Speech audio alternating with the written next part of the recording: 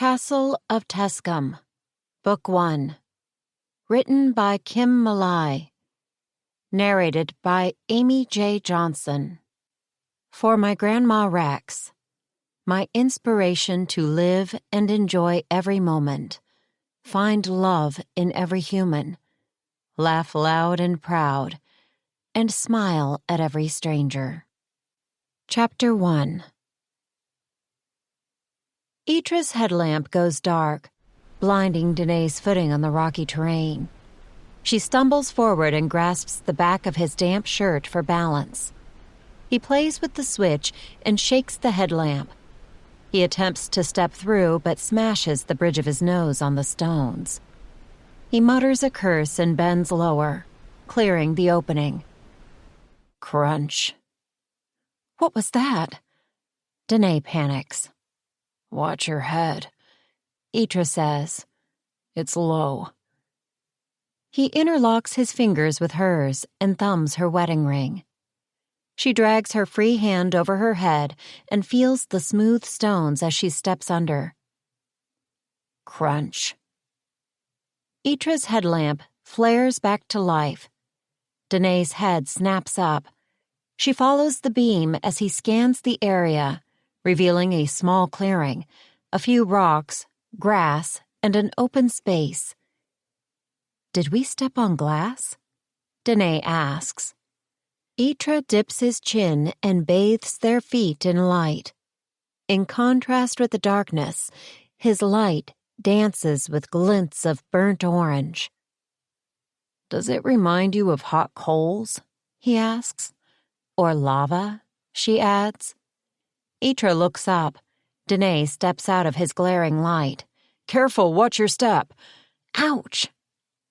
Danae rubs her shin. Itra shines his light on a small wooden post erected on two small pillars with markings along the ridge. I think it's a grazing post, he says. Maybe there is a home nearby. Danae strains her eyes, but it's still too dark to make out anything beyond the beam of the headlamp.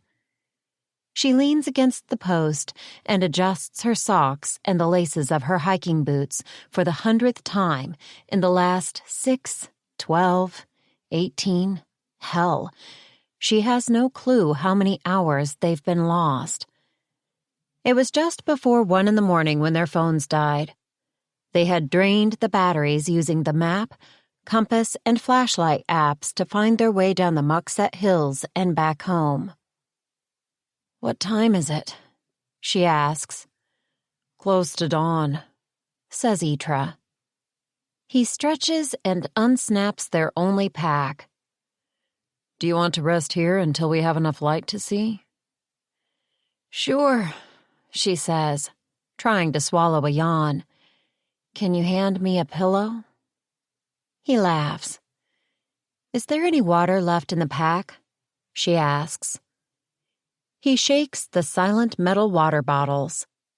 He opens the pack and pulls out 1 apple, 2 granola bar wrappers, and 2 rain jackets.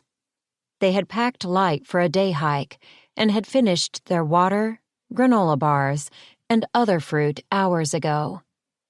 The headlamp had been a welcome surprise, left in an inner pocket from their last excursion.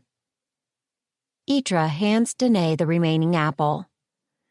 We've hiked the Muckset Hills 4 times in the last 2 years, she says, waving the apple around. We always take different routes. How did we get lost so close to home? She pauses, taking a bite. When did you realize we made a wrong turn? Around dusk, says Itra, but before you get mad, wait until I finish. The lake and mountains on the horizon placed us on or near the same hills before it got pitch dark. I thought once we found a trail again, it would lead us back down. Danae takes a loud bite of the apple before sharing it with Itra. Where do you think we are now? Near the lake. Maybe further north than we planned to go, but on the same hills. I'll know for sure at first light. As the darkness fades, the air seems to change, The bird song carries a different melody in the early morning hours. Danae's eyes droop as a warm morning breeze lifts her curls away from her cheeks. "Can you wake me in 10?" she says, yawning. "Hours or minutes?" "Ha!" Danae snorts. He wraps his arms around her, pulling her close. They're nearly asleep when the clouds part and the sun crowns the horizon, lighting a rocky clearing that abruptly slopes up into a stone wall. The morning glow outlines a stone structure. "Is that a castle or a fort?" Danae whispers. They stare as the light transforms the stones into an enormous castle. A snort of bewilderment from Danae makes Itra chuckle. They break into exhausted laughter. Danae catches her breath. Itra quiets, nudging Danae in the side before he stands. "Come on."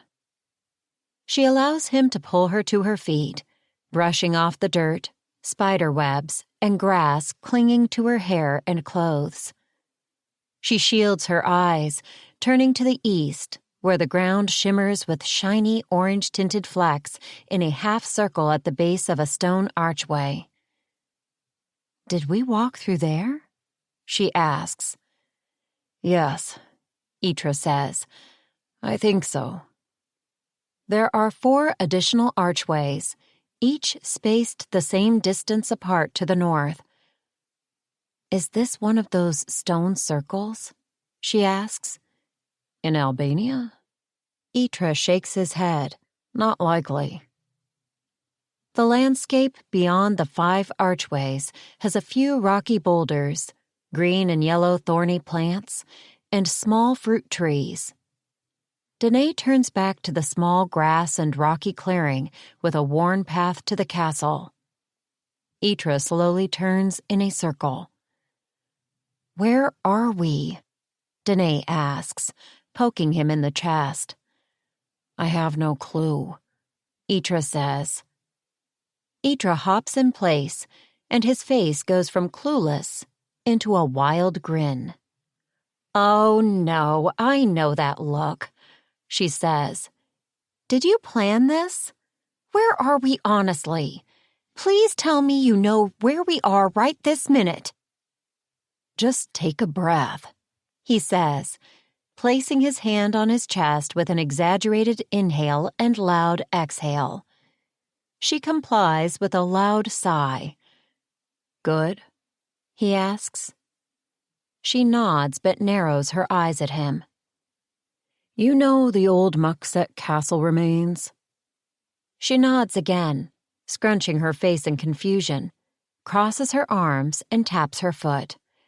"We were there today," she says. "Well, yesterday." "Does the landscape look similar at all?" Danae spins around, trying to recall the landscape and noticing similar rocky boulders, but not enough trees. She turns back, confused. "The landscape had trees of all sizes," she says, "but I only see a few here and noticed no archways. Do you think we're near the remains?" Itra turns in a slow circle again, stopping to stare at the castle. Danae follows his line of sight. The rugged stone steps leading to the lowest wall look vaguely familiar to the castle remains. "Itra? What's going on?" "Give me your phone." "Why?" "I want to hide the phones." He opens the pack and holds out his hand. "It's only a precaution, just in case they search us." "They? Who?" Danae glances around for anyone approaching, but they're alone. "Just playing it safe. We need water, and our best bet is there." He gestures to the castle. "I don't know who or what we will find if we get inside." "Fine," Danae says, handing over her phone. "Thank you." Itra secures the phones and swings the near-empty pack over one shoulder. "Ready?" he asks. "Totally, just after I wash my hair." He shakes his head, laughing. Thankful for the morning light, they move along without tripping over the many rocks and roots. Danae searches for any familiar landmarks. "Itra, do you remember the giant fig tree in the clearing near the remains?" "Yep," Itra says, pausing his stride for a moment. "See that small twig of a tree just to your left?" "That seriously can't. No way!" Danae steps closer to inspect it, and sure enough, it has a few fig leaves and buds, but the top of the tree is eye level. She stumbles back. "You can't be serious. There is no way that is the same tree." "The clearing, the landscape, the steps, the boulders, and we didn't leave Albania overnight," Itra says. "Could be, maybe." Danae's head whirls. "Maybe we crossed over to Montenegro," she whispers. He laughs. "Do you remember swimming across a lake?" Her gaze follows the morning light, glistening on Lake Shkodër. "Ugh, no," she groans. Danae's fatigue rattles her thoughts.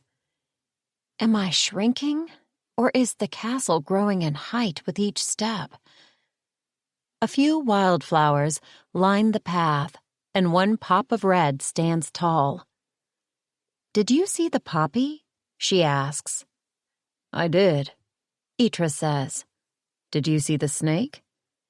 She quickens her pace to catch up with him, looking around wildly. "Dead or alive? Poisonous or harmless?" "Dead and harmless." She shoves his shoulder and scowls. He shrugs and smiles. They ascend up the familiar rugged steps, follow another path around a curve, and gaze up at the first wall and the towers above. The castle's size is not ominous from a distance, but standing in its shadow, it's slightly terrifying. The first stone step is tall, almost thigh-high. Itra places his hands on Danae's shoulders. She turns her wide eyes to his anxious face. "Mui," Itra says.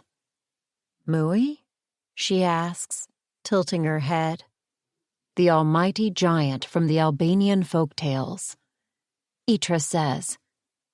Danae laughs, shaking her head.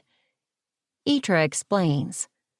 The legend describes the entrance to Mui's home with stairs 1 meter high. He gestures towards the giant steps. She looks up the stairs to the castle and back to his grin, expanding the width of his face. "Ha!" she barks. "And I'm Queen Danae. Welcome to my humble abode." "After you, my queen," he says, still grinning, and bows. "I am but your humble servant." Danae takes Itra's hand, feeling his pulse jump against her palm. The first wall is 9 stones, stacked with near-perfect precision. The size is alarmingly huge. Each stone is nearly as wide and tall as a billboard. A small decorative stone outlines a large open-arched entry at the top of 4 enormous steps. "How did they get equipment large enough to stack these up here?" Itra whispers. "More like when?" Danae asks, feeling an icy shiver. "Do you think this is a modern castle? I assumed the castle was old." Itra shrugs as he pulls Danae up the last step. Itra gazes out at the clearing below. The elevation appears to drop off past the 5 stone archways down to the lake. Danae's immediately drawn to the beautiful mosaic tile floor. Too afraid to enter all the way, she kneels at the threshold.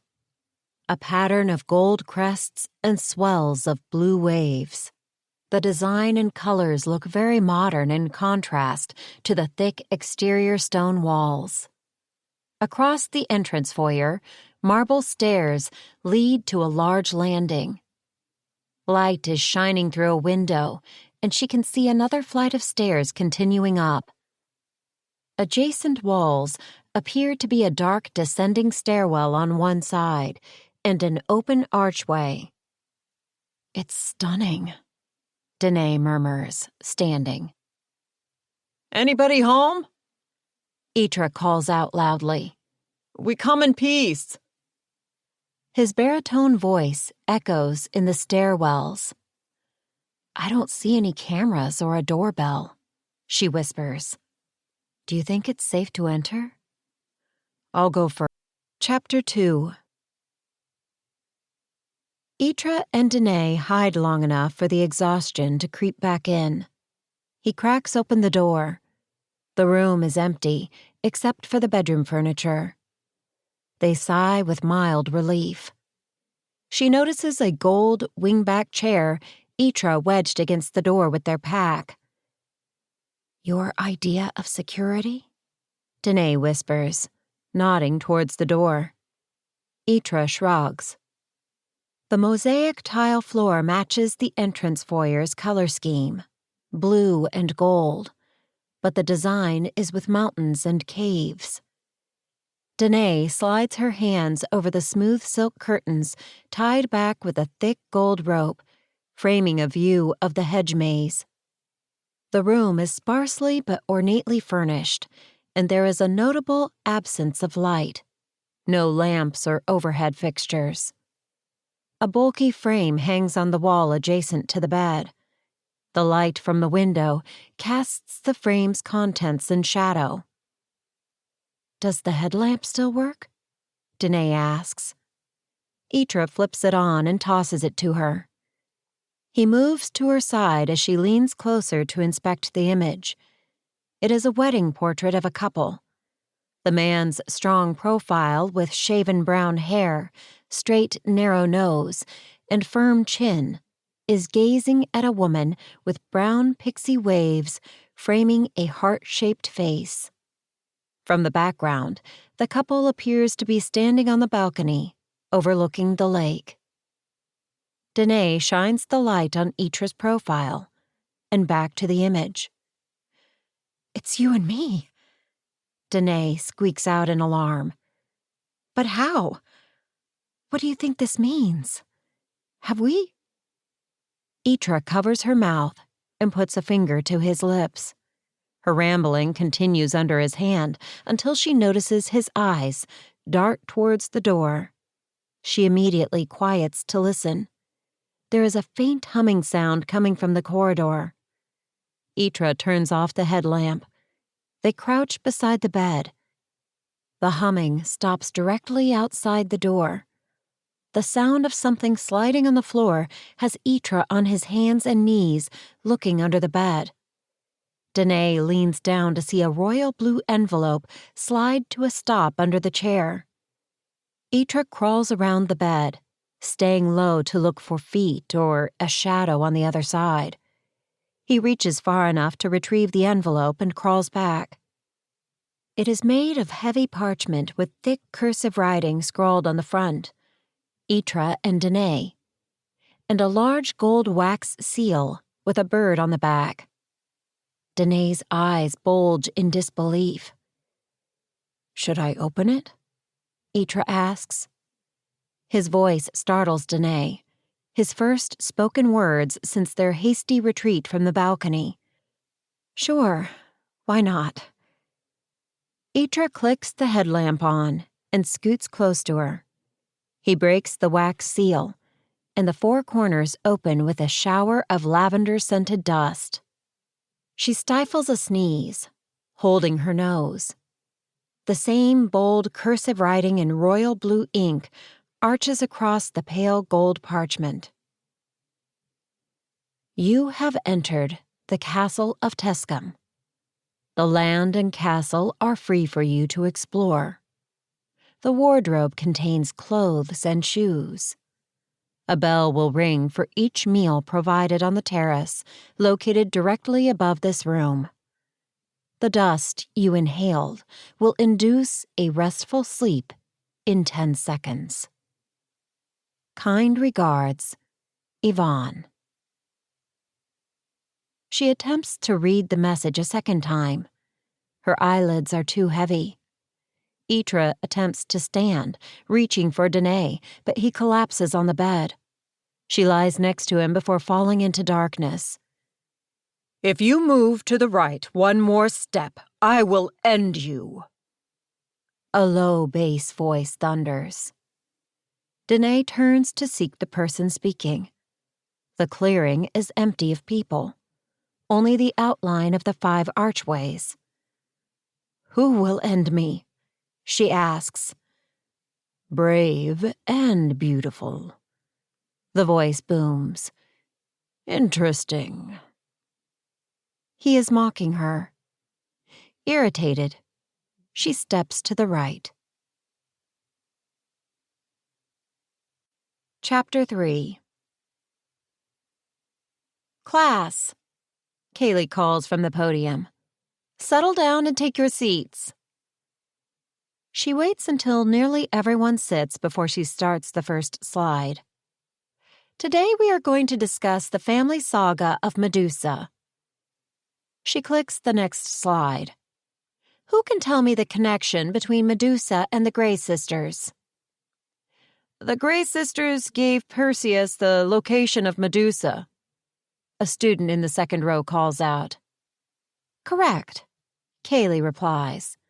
And who are the Grey sisters? Dread, horror, and alarm. A student towards the back answers. Correct, Kaylee says. They're also known by their Greek names, Dino, Anio, and Pemfredo. The next slide shows a family tree with several blank spaces. The Grey sisters were also sisters to the Gorgons, one of whom was Medusa. Can anyone tell me the names of their parents? Phorcys and Rhea? Phorcys and Ceto. Phorcys and Ceto are correct, says Kaylee, clicking to the next slide to show the complete family tree. They were known as sea gods, or as fierce monsters, depending on the source. Kaylee clicks the slide to an image of the family tree zoomed into the Gorgon sisters and Grey sisters. All sisters according to this family tree. Kaylee advances to the next slide. This drawing of a haggard, old, hunched woman with stringy hair side by side with the 3 fairy godmothers from Sleeping Beauty. These are some modern versions of the Grey sisters. Hold up, a student interrupts as Kaylee advances to the next slide. The fairy godmothers? Kaylee chuckles. Most versions of fairy tales with 3 witches, fairies, or sisters have some characteristics of the Grey sisters, including Shakespeare's Macbeth, the Weird Sisters, or the old television series Charmed. Kaylee points to the new slide. An image of Medusa before the curse and after. The contrast from a dark-haired, pale-faced beauty to the iconic head of hair made of snakes and green-colored face. These versions have source descriptions dating back to 460 BC. Kaylee clicks to a drawing of Perseus holding Medusa's head. Who can tell me how Perseus persuaded the Grey sisters to betray Medusa? He stole their shared eye? That is a version of the story, Kaylee answers. According to many written accounts, the sisters shared 1 eye and 1 tooth. A recent dig uncovered an ancient vessel containing a perfectly preserved human eye, 1 tooth, and a shard of unknown origins on any periodic table. The contents made many historians jump to a connection to the Grey sisters. Can anyone guess the location of this dig site? Greece? A student calls from the back row. Italy? A second student calls from the front row. Kaylee holds up her hand. One more guess? Turkey? Another student calls. Northern Albania. Kaylee answers, advancing the slide to an old map. Illyria, pre-Roman invasions in 168 BC. The area in red covers what we now call North Macedonia, northern Greece, Kosovo, Albania, and Montenegro. The nation of Albania declared independence in 1912 after defeating the Ottoman Empire.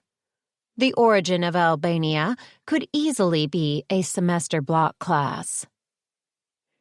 Does this mean the Grey sisters are technically not Greek? A student asks. A great question, Kaylee says. Or did Perseus keep and bury the contents elsewhere? The research team released a recent update. They have dated the vessel as 3rd century BC, but are still analyzing the contents. Kaylee continues her lecture by discussing Medusa's role as a priestess for Athena, Athena's jealousy of Poseidon's affection for Medusa, and Athena's curse of stone onto Medusa, the Grey sisters' betrayal and Perseus's actions, and how the vessel discovery in Albania make this one of the greatest finds in recent history. She leaves the class with an assignment to research any known Greek mythology overlapping with Illyrian mythology for Wednesday's class discussion before ending her lecture. As the students file out, one of them approaches Kaylee with his laptop open. Have you seen this website? He asks, turning the screen towards Kaylee. The website heading is Wandering It Press, and the tagline is, "We are one of 3 dimensions." Kaylee glances up at the student, trying to hide her skepticism. I know, it looks nuts, he says. But there is a recent post about the dig site in Albania that you discussed in today's lecture. I'll look at it. Thanks, Kaylee says with a smile. And good luck with the assignment. Thanks. He shoves his laptop into his bag. Kaylee and the student exit the lecture hall and bump into a tall, muscular man. The student jumps back in alarm. Sorry, man. No worries. The man steps around the student to kiss Kaylee on the cheek. The student blushes in recognition of Kaylee's husband, Leon. See you Wednesday, Kaylee. I mean, Professor. The student nearly trips in his retreat. Leon laughs. Somebody is hot for the teacher, he teases. Kaylee elbows him hard in the ribs. Leon playfully winces, then continues. Are you ready to go, or do you need to stop by your office? Office first, Kaylee says. I wasn't expecting you for another hour. How was your meeting today? Same as always. They talked about their episodes and how to cope with reality. Kaylee nods, taking his hand. Leon spent 32 hours surrounded by enemy fire, pinned under the remains of a small truck after his envoy hit a landmine. He made it out with minimal hearing loss, dehydration, and some shrapnel wounds. They moved out of their small studio apartment in downtown Kansas City to a ranch with acres of land. Small or crowded spaces trigger his anxiety to near panic attacks. She encouraged him to attend a post-traumatic stress disorder support meeting at a local veterans hall. Her husband returned home intact physically, minus a few scars, but still has a few demons to conquer. My sister hasn't called back with the recipe you asked for, Leon says. Were they camping overnight on this hike? No, Kaylee says, unlocking her office. Danae made it sound like a day hike, and I think they've hiked that area before. She may have just lost her phone again. Did you try Itra? He nods. Don't worry, Kaylee says. I'll try her on the way home. She drops a few items in her bag and checks her office phone for messages. One message today at 3:33 p.m. My name is Eunice Beard, Wandering It Press. I'm calling to arrange an interview regarding the Gray Sisters. You can reach me at... Kaylee deletes the message before it finishes. She frowns, hanging up the phone. What's wrong? Leon asks. Just an odd message, she says, and strange timing.